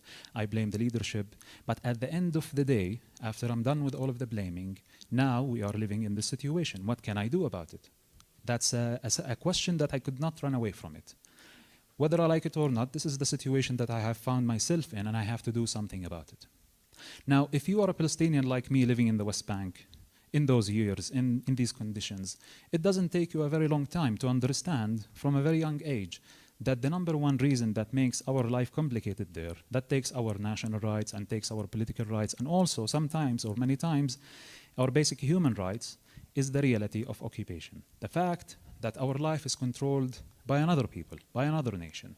That affects our lives on different levels, on many levels, from when you are young until you get old. So I think about that, and I think that, of course, my responsibility will be, as a Palestinian, is to fight this occupation, to make sure that future generations do not live under this situation. They don't live under occupation. They don't live under these circumstances. But what can I do, one person, Noor, to end the occupation, to fight the occupation? I start to understand this is not just only my responsibility, but my generational responsibility, meaning my generations, my friends and people around me we have this responsibility to resist the occupation. And one more thing I will add here. You know, this is not a unique situation that we only, the Palestinian people, have found ourselves under. I mean the occupation, the military occupation. There are so many nations who have lived or live under occupation. And usually what nations do in response, they fight. They fight for their freedom. They fight for a war of independence. They struggle for their liberty. That's what should we do. And when I say fight, I mean literally fight in the most effective way I can do it, whether with nonviolence or with violence. But when I want to say, or when I say that I want to fight the occupation violently, that means that I could lose my life in the struggle, in the fight for the end of occupation. But believe it or not, at that age of 15, 16 years old, I was saying to myself, maybe I am willing to pay my life as the price for the freedom and dignity of my people. So that's my background. That's how I grew up. That's the situation that I lived and I live with. And just for the sake of time, I want to move 10 years fast forward to tell you what brought me to Roots and how do I see the work we are doing and how I see it related in my story. So in 2016, one day in the early of 2016, I was guiding a group of American students coming here from the States, from several Christian universities. They were actually touring in our region, and those students were part of a program called Middle East Studies. And on this program, studying the Middle East, they focus on the Israeli-Palestinian conflict. So their program brings them to the region for 2 weeks, in where they tour around the country. Now, why I'm guiding them? Because that's my job back home. I chose at some point to become a tour guide. And living in Bethlehem, that always gave me the privilege to meet visitors, to meet internationals, to meet pilgrims who come to the city. Before the pandemic, we preached about like 3.5 million tourists who came to Israel, Palestine, to the region. So I was always have the chance to meet with the people from outside the country. Very often, the people I meet with have met Israelis. They have here the Israeli perspective. You know, they landed in Tel Aviv. They maybe met with a taxi driver or a tour guide or someone, and they hear the story from an Israeli perspective. Very rarely, they would hear it from a Palestinian perspective, so I found myself there, sharing with the people, talking to them, and one thing led to another, so I became a tour guide, and I became focusing more on the geopolitical situation. So I started to work on what we call it back home, geopolitical tours, geopolitical guiding. That's what we call it there. So I'm taking this group, and just to clarify, the group was, as I said, for 2 weeks. On the first week, they have their Israeli guide. They go to Tel Aviv, they go north, they go south, they come to Jerusalem, and they meet on this tour with people who are from the civil society, people from the government. They hear the Israeli perspective, and that's how they do the first week. The second week, they come to the Palestinian side for the same thing, and they have their Palestinian guide. So I was only with them for 1 day, and I'm telling you the story specifically because that's the day that I went to Roots, and I met with Rabbi Hanan. So I'm taking the group, and as usual, and my tour is with them we are supposed to go to Hebron, south from Bethlehem, about 40 minutes, 1 hour driving away. And I'm taking the group, and we are now traveling together to Hebron. On the way, we are leaving Bethlehem. We see the checkpoints. I talk about these checkpoints, Area C, the new settlements, the restrictions of the occupation. I talk more about those things. The group is asking questions, two-state solution, new reality on the ground, new facts on the ground, what's happening with that. And the group is learning and observing and listening to the things I'm saying and asking more and more questions. And then at some point, we arrive in Hebron, in the city of Hebron. And there, of course, as a guide, I'm talking about the rich and long history of that city, but also putting a lot of focus as well on the geopolitical reality today, on the occupation. So talking so much also about the last 30 years of what is happening there. Now we are walking in the streets of the old city of Hebron, and at some point now we are going to have lunch together. But that lunch is not going to be in a restaurant, but rather we organized it to be at someone's house, a family that opened their house for us, and they hosted us for lunch. And this will be a chance for the group to meet with the family, eating lunch, and also listen from their stories as well and their experiences. And we sat in their home, we talked to them, to the wife and to the husband, to the children, to the sister and to the brother. And they told us about their life experience, about soldiers coming at night, searching their home for a reason, for no reason, going to the rooftop, about violent interactions with settlers, about attacks from settlers. So by the end of that day, you can say that now my group learned more about the reality of what Palestinians living under the occupation. Now, before we leave Hebron and go back to Bethlehem, we still have one more meeting to do. And that meeting is supposed to be with an Israeli settler. It was upon the request of the group that the group want to cover as many perspectives as they can, and they didn't hear an Israeli settler, so they want to hear one. They wanted to meet an Israeli settler. Usually, that's really rare on my tours, because as I mentioned, most of the tours I work with are already divided, meaning that the groups have done already their meetings with the Israeli side, and in my time, they're meeting with the Palestinian side. Now, for logistical reasons, we are in the West Bank. They wanted to meet a settler, so it was organized, not through me, but my job was to bring the group to the meeting. Now, I'm thinking about it, how can that be? Because if I want to bring my group to the meeting with the settler, that would probably be inside a settlement, but I can't enter there, I'm not allowed. So how can we do it? And I thought that the most practical, or the only way of doing it, will be me bringing the group to the entrance of the settlement, where the soldiers and the guards are, and hand over the group there, and wait the group outside in one of the Palestinian shops in that area until an hour and a half they come back, and that's how we are going to do it. But then the guy who's talking to us, the Israeli guy, I talked to him on the phone, and he said, you know what, I want you to be in this meeting, I want you to listen. So now me and him are thinking together where that can be, because there is no place legally where we can be together with the group in the old city of Hebron. So then finally he suggested that we go to the Cave of the Patriarchs, the Ibrahimi Mosque. So he said we should go there and sit there, and that's where we can have the meeting. But even that place, the holy place, since 1994, is divided by the Israeli military into two places, two sections. There is a Muslim one and there is a Jewish one. And there are military checkpoints in the middle. So in the Muslim one, obviously, this is where Palestinians and tourists are allowed to go.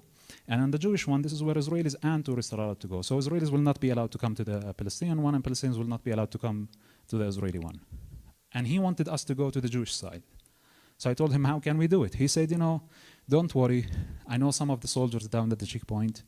If you just walk between the group and they will not see you, that's how you smuggle yourself on the other side of the checkpoint. So I said yes, not because I trusted him, but because first of all, I was curious. You know, think of it. I'm a tour guide. I live there. And I've been to this place many times. I never see it from the other side. I never saw the Jewish section. And the second thing, I actually felt a sense of immunity. Because I said, you know, he's an Israeli.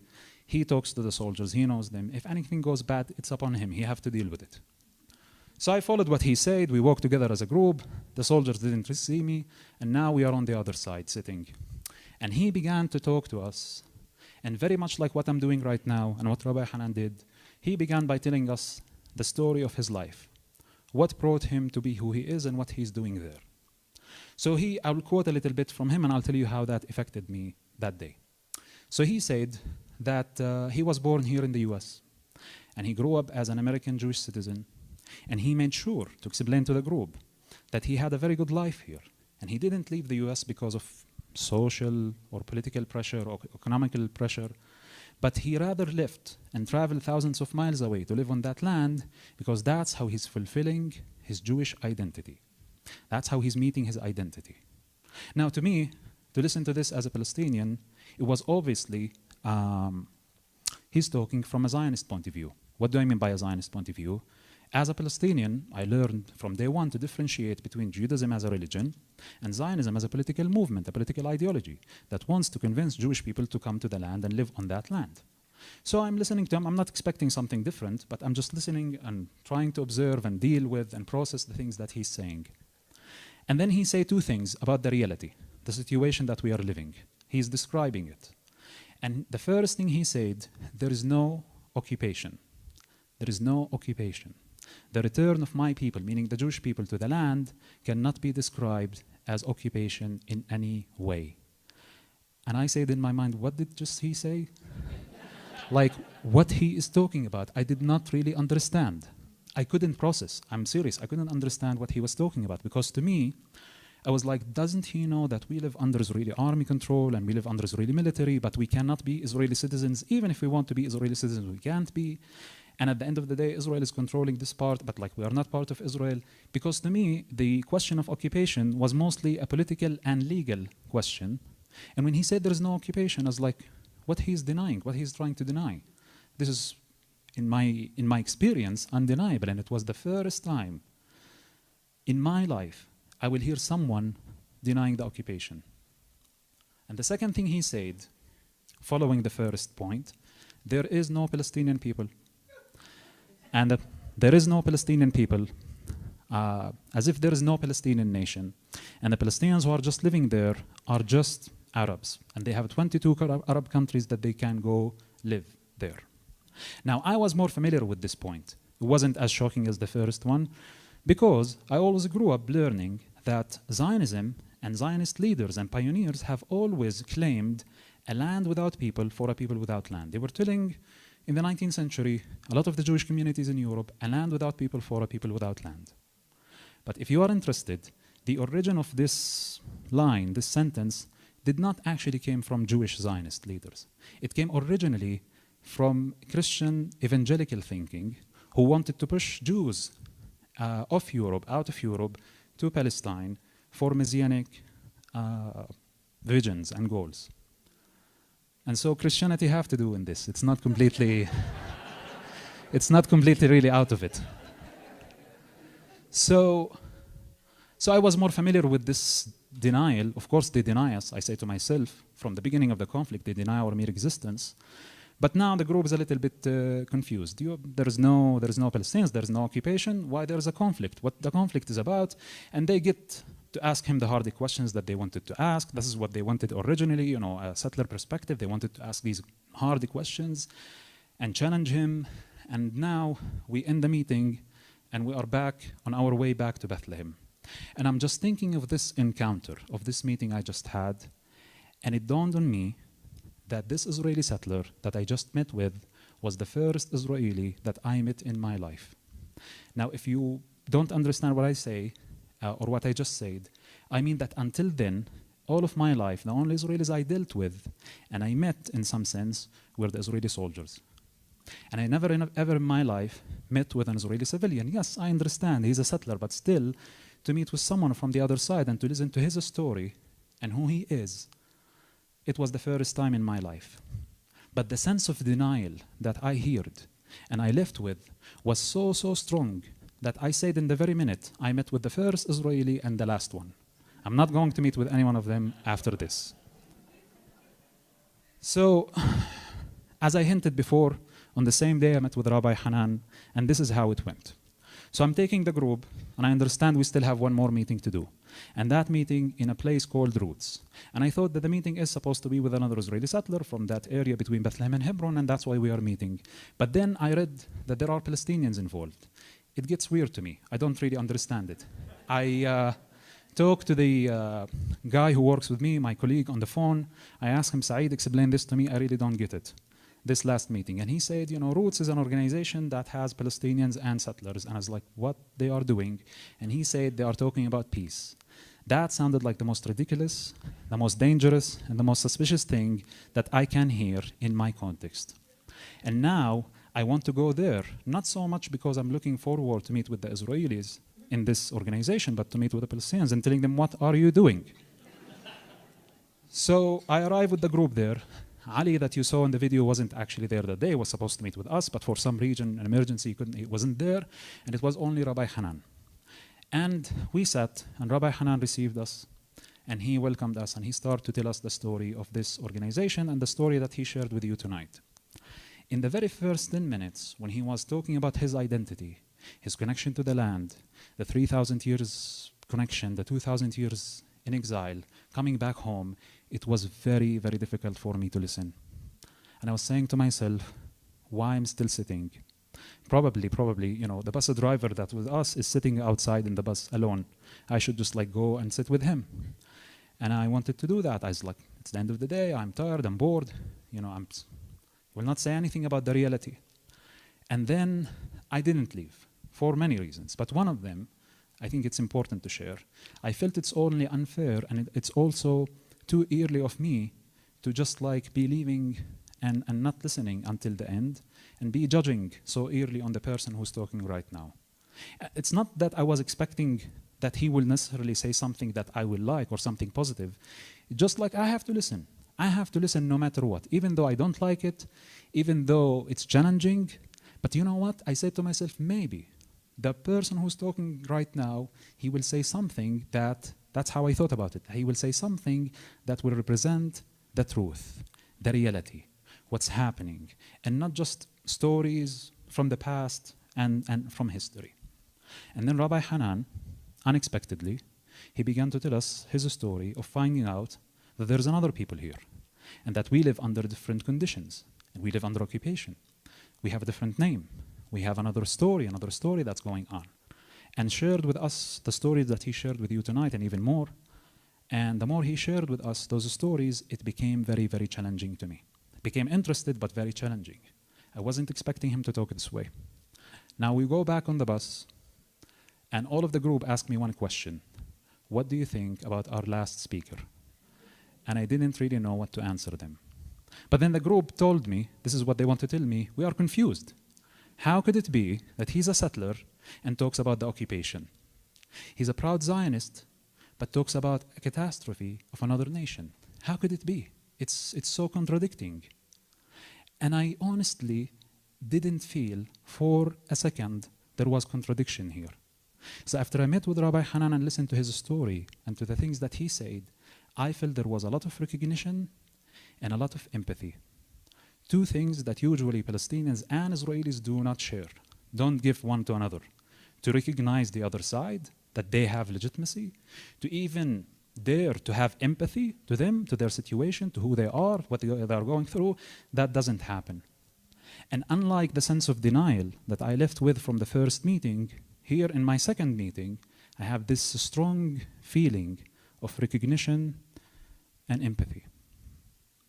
It took me several days, just thought about this meeting, and I want to tell you, sometimes, you know, to meet something like this, which is unlike the reality that you are used to, there is a way to run away from it.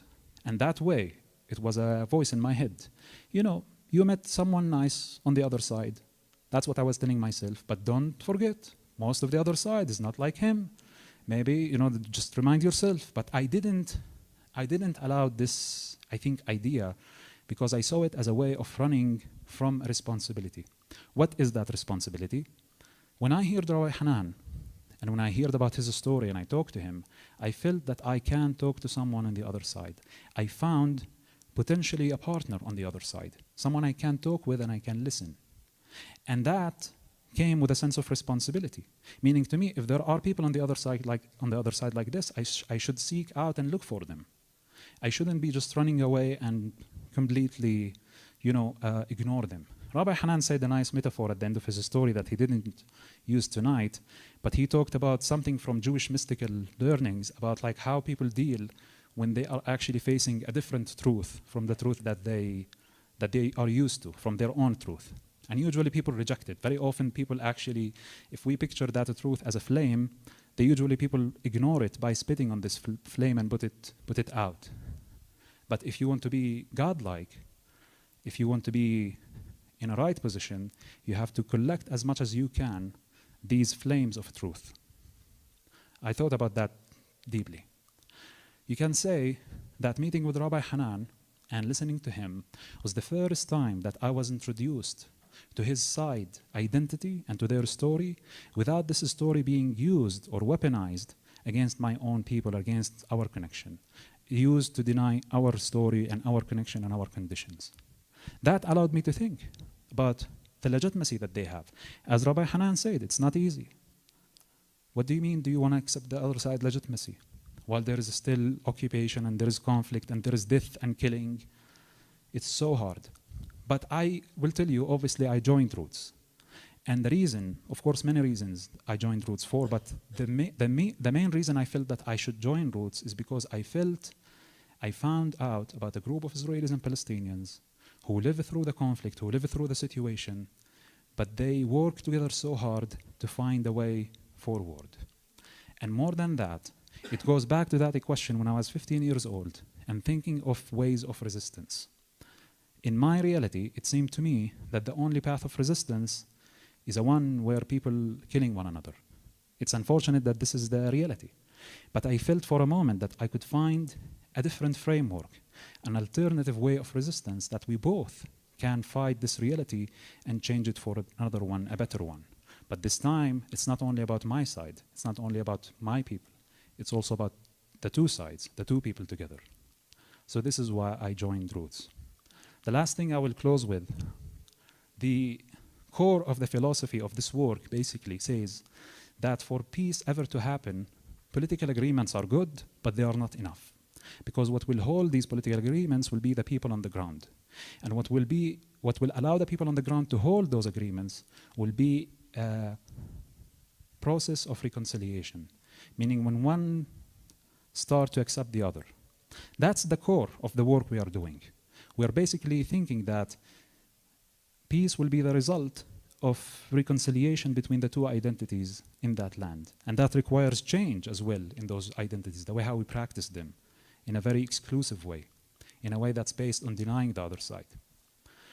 At the same time, I always knew that from the day one at Roots, that it's also equally important to the grassroots work we are doing is also the political diplomatic work. It's both ways, it's not just one way. And in the last 11 months, in the last year, in this war, it's even more crucial and important to have this political and diplomatic work. And of course, we can talk about it in the questions, but I want to say one of the reasons where we are right now is not just because of the lack of the grassroots work that we are doing, but because of the lack of the diplomatic, political work that needed to be done in the last decade. That's what brought us to where we are now. Thank you for listening.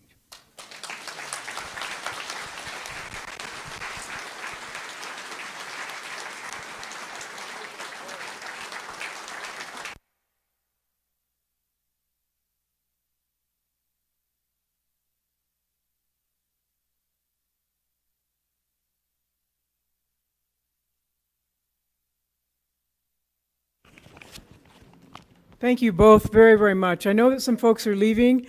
We would like to, if you'd like to get more information about Roots, there's clipboards being passed around for you to sign up with your emails on. And also there are offering plates out there. You've heard that Roots doesn't get government support. They don't get, they depend on donations from people like us. And so if you'd like to make a donation, there are several offering plates out there. You can make the check out to the United Church of Santa Fe, put Roots on it, and we'll make sure that Roots gets it. And also your email address on your check would be very helpful so that they can keep in touch. But you've heard a powerful witness tonight. Also, if you do have questions that you'd like to share, we can pass these baskets around and you can put the questions in there. We're almost to our ending time, but let's get these passed around. People want to stand up and move around a little bit, that's fine. But I think we've got about another 20 minutes that we can go to some questions and answers. So let's just take a couple minute break. Just stand up where you are if you want to move around. But also, if you are leaving, leave us your name and email address, and also use the offering plates that are out there. Wonderful, wonderful presentation. I didn't do the pitch in the same.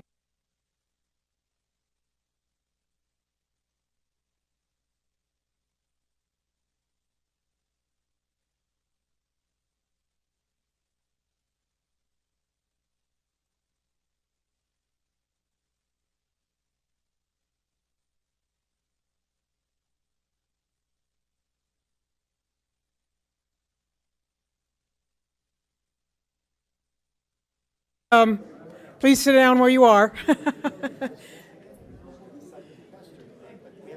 Okay, you need, yeah, we're inviting people to sit down, please. And that's okay. Just give one question or two. Okay. You want to pull one out? And I want you to read it, please. Want me to read it? Okay. All right. So, question, a very practical question. Can Palestinians get a passport? Okay. Frank, yeah, we're going to be going back and forth, so you might as well leave them on.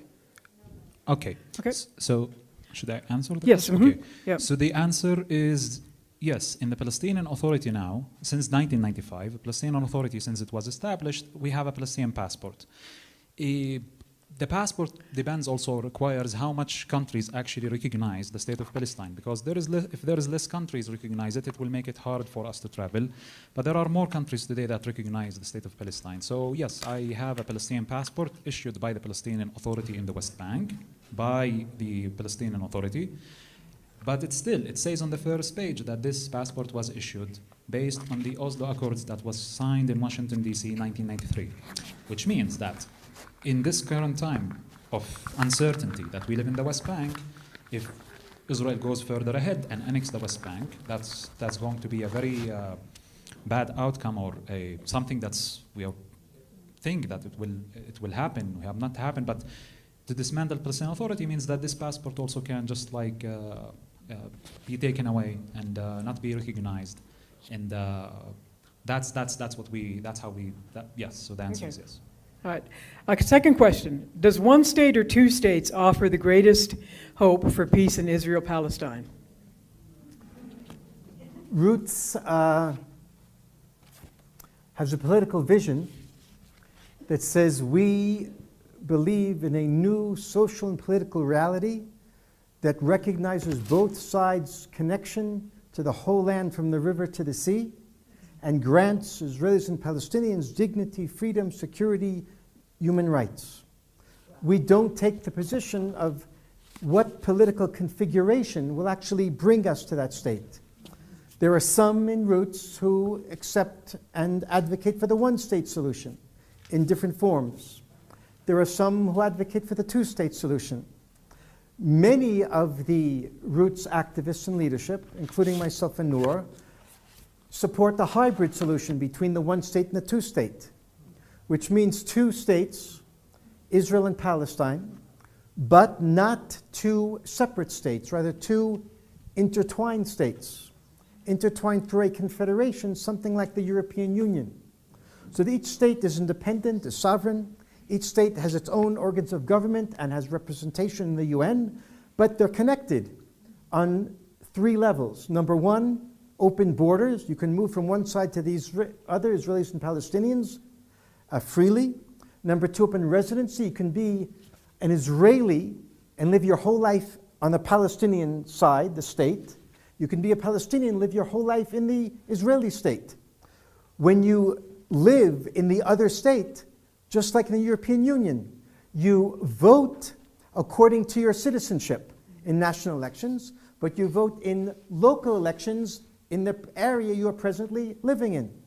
So we talked about open boundaries, number two, open borders, number two, open residency, free residency, and number three, the confederation with its organs of government that binds together the two states. Why is this so important? Because we have to solve a paradox. The paradox is this. On the one hand, most Palestinians and almost all Israelis want a state that is based on their identity, Palestinian state and Jewish state. But on the other hand, both sides want the whole land. So how do you give both sides their own state, but also give both states the whole land? That's impossible. But the confederation idea that I just put on the table actually squares the circle. Because each side has its own state, but through the confederation, through the collection that brings together the two states, you have a sense that you got also the land on the other side. Now, of course, this solution is impossible. Sounds like a pipe dream. It is a pipe dream as long as there's no trust and reconciliation. Any peace solution in that small sliver of land is impossible with some degree of recognition of the site's identity. So that goes back to what we said earlier. We are providing the human groundwork and the framework for a future peace settlement. Anything else? That's a full answer. Okay, good. This is an interesting question. Is there an actual known genetic unity with the Palestinians and the Jews? I mean, we're sort of all human beings, aren't we? Yeah. I mean, The answer is yes. And so many times I know that the discussion, the dialogue, the argument between Israelis and Palestinians is who's like indigenous to the land, who are the indigenous people, the fight over indigeosity, I don't know how to call it in English, but like the fight over who is indigenous. And the truth is, there were some academic researchers, biological or academic researchers that actually shows that there is so much in common between the Jews, the Jewish people, and the Palestinians. And one of them is on the level of genes. There are shared genes between us. The thing is that these kind of researches and these kinds of papers and does not get so much attention because the conflict gets so much attention. And what brings people together is unfortunately doesn't get that much of attention. But as being a tour guide and also not just being a truth, working in sometimes the concept of tourism in peacemaking is really an interesting one. Because how do you view the land? And how do you actually visit the land? And how do you know about the people? So I kind of came from, I don't want to make this a long answer, but I came from a bit of a critical angle to the biblical tourism or pilgrimage that people do to the land. Because they want to see, they want to hear a certain story, they want to talk about. But so basically I'm just trying to summarize like 10 years experience in a few sentences. I worked along Israeli tour guides and also Palestinian tour guides and archaeologists from both sides who have this knowledge, beyond just like the superficial narrative of who's right and who's wrong, this is ours or this is theirs, and realizing that the land history is so rich, and at the end of the day, that whether the story of Israel and the Jewish people or the story of Palestine, they are part of one story. Like the story of the Jewish and the Israeli people are part of my story as a Palestinian, part of my heritage and my story, and the same thing on the Israeli side. The story of the Palestinian people and our heritage is part of the Israeli story. So the answer is yes. okay, thank you so much. This is also a hard question, very hard. Please speak about threats or acts of violence toward the work of Roots from settlers or from Palestinians and how you have responded to them. I don't remember that there's ever been any violence against Roots specifically, nor am I wrong about that? No. Okay, that's the answer. Okay. All right, next question. It's just like, I'll just add that definitely what we are doing is seen by our communities, and even before the war, we are going against the grain. We are going against what most of the people in our societies. And many times, of course, when I joined the work, at the beginning I lost the friends. I lost people who say this is wrong, we cannot accept what you are doing. And I also gained a lot of new friends. And I also had people who joined without so much questioning. They still have the skepticism and the suspicion, but they still were curious enough to see that we might find a way in this, and so they come to join the work. And so we had challenges in those in the last 10 years. I wouldn't say that it came to the level of like threats against Roots or threats against us. But definitely, we will be challenged. The more we go publicly and talk about it, the more there's pressure and challenge on us from both sides. Thank you. Please discuss the current situation with the United Nations Relief and Works Agency, and is there a solution? I'm not real sure what. Yeah, the current situation. So I assume this is talking about Gaza and what happened in the West Bank recently. So it's not a news to anyone here that since the beginning of 2023, Israel has the most right-wing government since ever, and this government is moving ahead with plans to annex the Palestinian territories, the West Bank, and then the attack of October 7th came with Hamas, and then the situation that happened in Gaza. Now, before that even, the Israeli right-wing politicians in the Knesset were trying to take out any legitimacy from Palestinian right of return. Now, the Palestinian right of return gets a legitimacy from the international law. As refugees, like my grandparents who lost their home and were not allowed to go back, they have basic human rights to go back and or to be compensated for their loss, what happened to the family. So there are millions of refugees. Of course, Israel argued that to allow millions of Palestinians to go back, that will basically eliminate the possibility to maintain Israel as a Jewish state. So in negotiations, it was like off the table.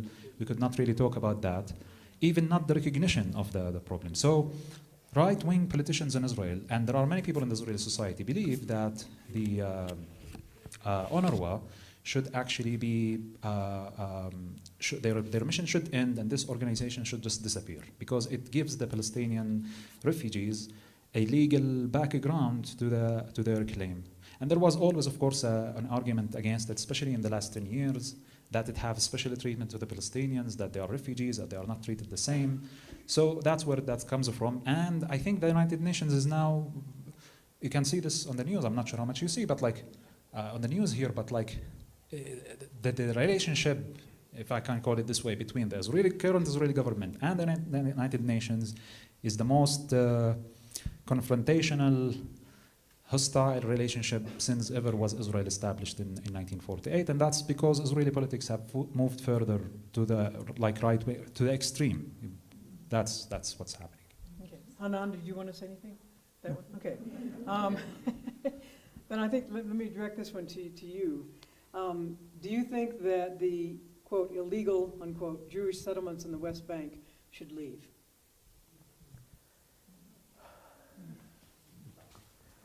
I believe, as I said at the end of my presentation, that the Jewish presence in the West Bank, Judea and Samaria is our right, but the way that that presence is being applied on the ground is wrong, because it comes at the expense of the Palestinians. I don't think that all the settlers should leave, but I do think a number of things. Number one, not one more settler should settle, and not one more settler house should be built until Palestinians have equal rights.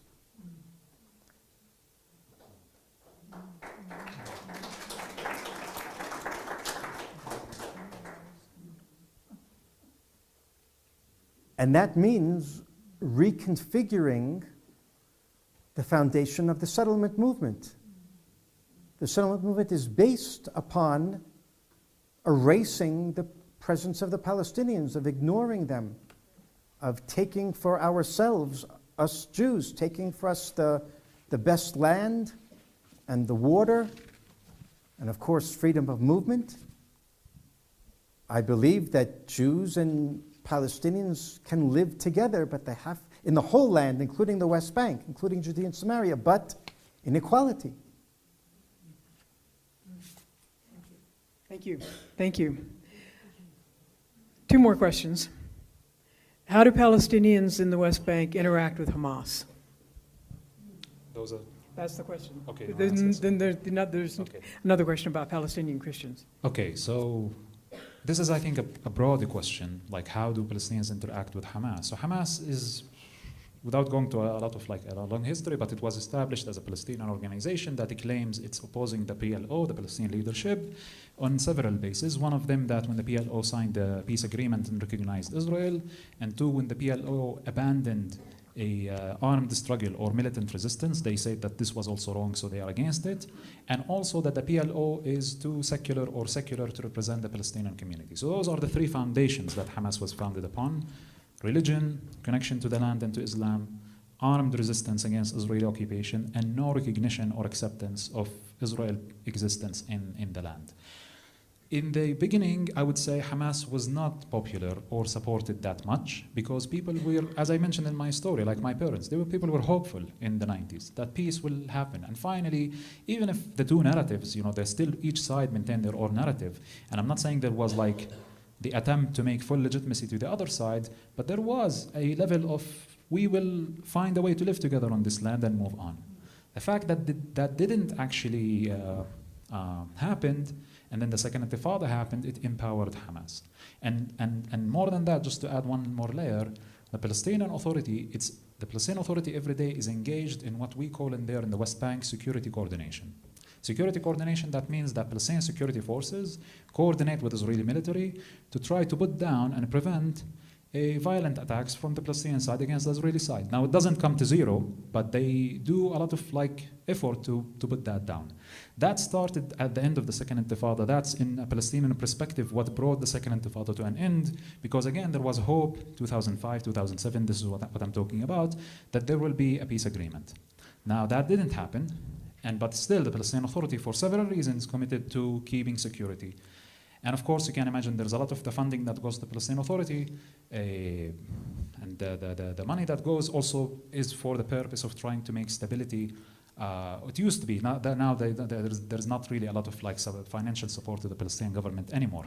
But in the eyes of the Palestinian people, the fact that the Palestinian government is still coordinating with the Israeli army, and especially even right now in this wartime, you can understand that many people see it as problematic. And on the other side, many people in the West Bank, they view Hamas as an effort to resist the Israeli occupation. But at the same time, in my position, I will have a different perspective than most Palestinians think. So many times, the violence that my people do, whether Hamas or other factions, actually feeds the fear and the dehumanization that the right-wing politicians on the Israeli side use against Palestinians. This will usually upset Palestinians, but it's true. And Netanyahu said it himself, that he, even before October 7, he was interested into keeping Hamas in power in Gaza because that will keep the Palestinians divided. It's a classic game from the British, divide and conquer, and the Palestinians, as long as they're divided between Hamas and Gaza and the Palestinian Authority in the West Bank, we will eliminate the threat of having a Palestinian state because that's how the right wing see it in Israel. It's a threat. If a Palestinian state was established and the occupation ended, that's a threat to them. So, with all of this complexity, I think the average Palestinian person just naturally want to react to Israeli aggression and violence with resistance. And as I said in my story, people think that this is legitimate resistance. But also a lot of the international community refer to Palestinian violence as terrorism. And I understand and accept in many cases why. Because also we Palestinians attack Israeli civilians. Now, of course, my people argue that the Israeli civilians are not innocent, they are part of the army, but I'm not, morally, that's clear to me. The harm and the violence against civilians is wrong, and there is no justification to it in any way. But that's how, I would say, just in general, how Palestinians view Hamas. Also, with a lot of questioning in the last couple of years, because both Hamas and the Palestinian Authority have presenting two different ways how to deal with it. Palestinian Authority was saying negotiations, international law, support of the international community, and the US government mediating a peace process will get us to independence and a state and end of occupation. Hamas is saying no, all of these things will not work, and the world only understands the language of power, and this is what should we do. But you can understand that the average person on the ground today have legitimacy to ask, neither strategies have actually got us to where we want to get. So there is a lot of also at the same time internal criticism, and I will say it's very hard for the people who are under the oppression to be self-critical. And that's something I learned many years ago because of the victimhood mentality and the sense that we are victims. So to even criticize and to give legitimacy to our oppressors, that's something that people in victimhood situation don't do. But I don't agree with it. I think that to free ourselves from the victimhood mentality is the first step toward making real change. Okay, thank you. Okay, one last question. But before I ask it, just so that you all know, Noor and Rabbi Hanan have been here in Santa Fe since, well, actually in Albuquerque, since late Thursday night. I picked them up from the airport, or picked them up Friday morning. They were at Bet Tikva for the Shabbat service and a presentation Friday night. Then they were here at United for a Torah study on Saturday morning. And then yesterday morning, we did a trialogue sermon among the three of us. And then also Hanan taught another forum on Hasidim and some of the Hasidic teachings that undergird his perspective of how they engage roots. Then this morning they met with city councilors, the mayor, and other clergy. Interestingly enough, the clergy all showed up ahead of time because they knew there was free food. And so this is their final presentation here in Santa Fe, and as I said, I'm picking them up at 3:30, 4 o'clock tomorrow morning. 4 o'clock tomorrow morning. 3:30. 3:30 tomorrow morning. That's right. 4. That's right. You say 3:30, I say 4. We'll make sure you get there on time. So anyway, they've done a wonderful they've given a great service to the community of Santa Fe. And I'd also like to recognize our partners in this endeavor with the United Church of Santa Fe. Temple Bet Tikva has helped underwrite part of their visit, and also Temple Beth Shalom. And some of you might not know that Rabbi Neil Amswich, his mother-in-law died just a couple days ago, and so he's wasn't able to be here either this morning or this evening. But he is definitely here in spirit, and I want to thank David Schulman for being the lay representative who's helped coordinate all of this as well. I should have mentioned that earlier. I was too busy telling you where the bathrooms were. Okay, one last question. You're looking at a group of people from Santa Fe, New Mexico. What is one thing that anyone in this room could and should be doing to help support you in your work or to help change the situation? In addition to those offering plates out there, but what's one thing that either one of you think individually or in our communities of faith, whether it's the temple or a church or the mosque or all the various communities that we're a part of? What's one thing that you would not just ask us to do, but tell us to do? Well said. There's many things, it's hard to choose. I know, but it's 9 o'clock at night and they're only going to remember one, so. There's many things that I want to ask from the community here, but one thing, and I think you did it tonight actually, I feel like this crowd have came here with open heart to listen, and I think that if you continue to be like this and to listen, and as we say, to listen even until it hurts sometimes, and listen to a different perspective, to a different reality, a different truth, that's what we need you to do. Thank you. Hanan? I would say that in addition to giving money, which is really what we need to further the work on the ground, in your voting habits and in your working with local politicians, in your discussions, we are looking for a growing mass of Americans who tell their elected representatives to support not only Israel and not only Palestine, but to support a better future for both sides. And that means seeing that there is legitimacy on both sides. That means supporting not only war and weapons, but supporting peace. Peace takes money.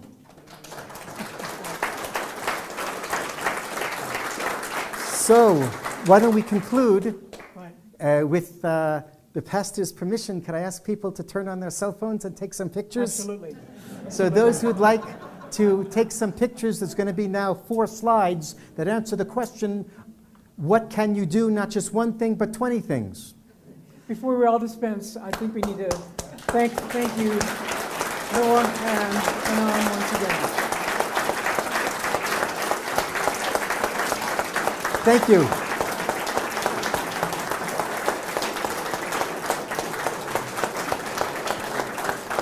Thank you, everyone.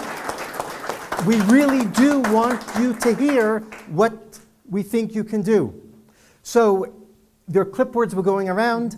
We hope that you signed up for our monthly newsletter. If you didn't, you can take a picture of the QR code. Another 10 seconds, I'm going to take that QR code off the screen. I'm going to show another slide of a few more things that you can do.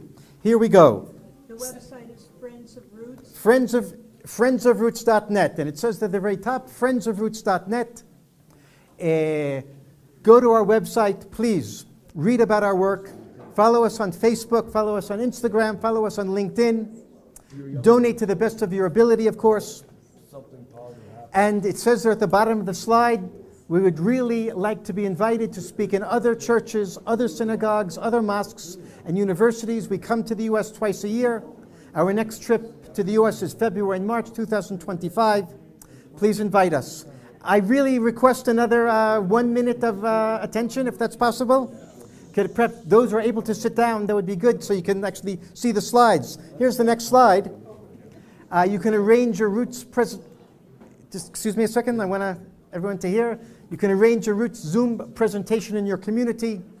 You can form a local chapter of Roots here in Santa Fe, a group of 5, 10, 15, 20 Jews, Christians, and Muslims, perhaps, who get together once a month or every other month, hear reports from a Roots person on the ground by way of Zoom. Perhaps read a book together that shows different perspectives on the conflict, perhaps creates a giving circle, perhaps takes the insights of Roots and applies them to differences and fissures in the community here in Santa Fe. Of course, we want you to connect us to people of influence and means so we can raise more money and continue the work. My own website is ravchanan.org, as you can see. There are things there on my website that are perhaps more edgy than on the Roots website. We don't want them on the Roots website, so you can find them on my personal website. You can volunteer for the American Friends of Roots Board.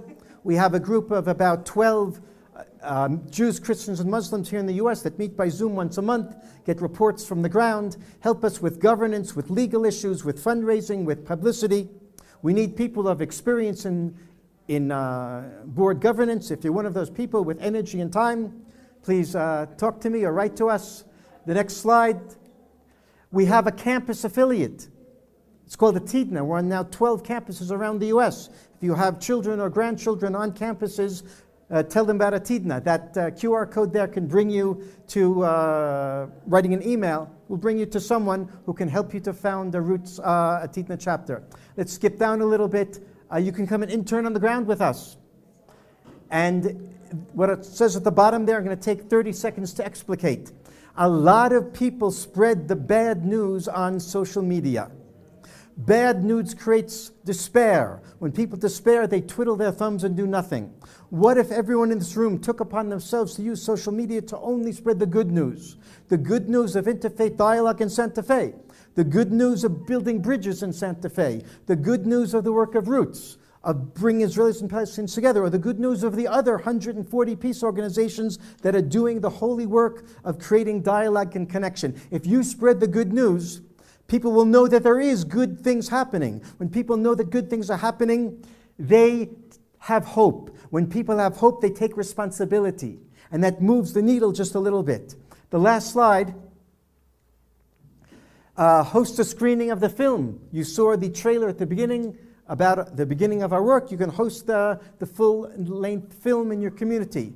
If you're going to Israel or Palestine, what about visiting Israel and Palestine? See both sides when you go, not just that side or the other side. See both sides, meet people from both sides.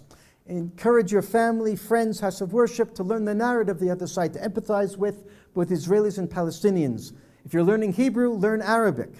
Reach out to the other, whether it's politically or socially or religiously. Last sentence. If you came here tonight as a strong supporter of Israel, we hope you leave as a strong supporter of Israel. If you came here tonight as a strong supporter of Palestine, we hope you leave as a strong supporter of Palestine. But the thing is, please don't leave as a supporter of one side at the expense of the other side. If Israel does not get what it needs, wants, and deserves, the Palestinians won't. If the Palestinians don't get what they need, want, and deserve, Israel won't. And therefore, pro-Israel, at the same time pro-Palestine. That's the only way to be pro a better future for both sides. Thank you.